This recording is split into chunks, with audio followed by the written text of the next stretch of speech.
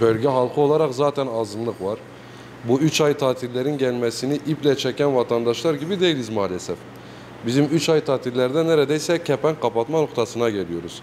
Bir de üstüne tatil biter bitmez biz memur gelimini beklerken, biz öğrencileri beklerken güzel bir sürprizle karşılaştık. Fakültenin buradan kaldırılması, merkeze taşınmasına yönelik. Bu bizi çok üzdü. Bir tek bizi değil, İdil esnafını da üzdü. Sizden ricamız bu vesileyle bizi yetkililere ulaştırın. İşimiz fast food üzeri, genellikle öğrenci kesim. Biz onlara yönelik böyle bir girişime bulunduk. Ne yazık ki bunların gitmesi bizi derinden sarsar. Belki de yani büyük bir ihtimal kepenk kapatmaya kadar götürür. Sizden ricamız, yetkililere sesleniyoruz buradan. Lütfen bizi de düşünsünler. Hani bu vermiş oldukları kararı bir kez daha gözden geçirmelerini rica ediyoruz. Biz zaten 2 aydır kapalıyız, 3 aydır okullar kapandığından beri. Yani sırf memur kısmı öğrenciler gittiği için biz de kapattık. Yani işler duruyor çünkü fazla işler yok. Çünkü öğretmenler olmasa işler yok burada. Ne öğretmenler ne öğrenciler.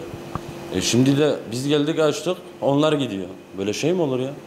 Nasıl kaldıracaklar ya? Valla bu bir zulümdür. Bu bir darbedir. Biz buna karşıyız.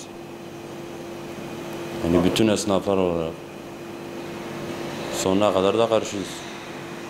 Vallahi yanlış buluyorum. Zaten müşteri potansiyelimiz çok düşüyor. Yani bir 100 tane öğrenci de olsa İdil esnafı için, ev sahipleri için falan iyi bir şeydi, bir sonuçtu onlar.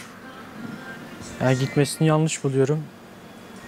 Tarım arazilerimiz için bir avantajdı burada olmaları için. Düz arazilerimiz, tarım arazilerimiz Çırnak'a göre daha yüksek. Yani İdil'de kalması daha uygun olur bence. Yanlış buluyorum yani. Hem kira sorunu da yaşatır, esnaf için de kötü. Bize şimdi olumlu hiçbir faydası olmayacak zaten. Bize hep olumsuz yansıyacak. Bir askerlik şubemiz vardı, kaldırıldı. Elimizde bir fakülte var, o kaldırılacak. 3 tane öğrencimiz geliyordu buraya, şimdi onlar da elimizden alınıyor. Burada yani biz şehirleşmekten dışında biz köyleşiyoruz şu an.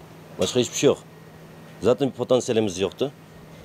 Olan şeylerden de elimizden alıyorlar. Zaten nüfus kapasitesi nedir ki?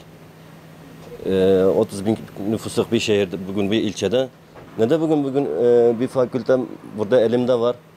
Ya, niye ben buradan Şırnak'a gideyim? Neden? Niye buraya öğrenci gelmesin? Esnaflara zaten biz bir öğrenciye bakıyoruz şu an. Öğretmene bakıyoruz. Polise, askere bakıyoruz. Yani şu an kimseye baktığımız yok. Yani zaten halkta bir şey yok yesin yani.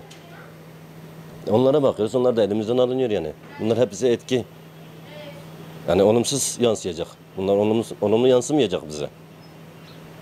O yüzden biz fakültemizin elimizden alınmasını istemiyoruz.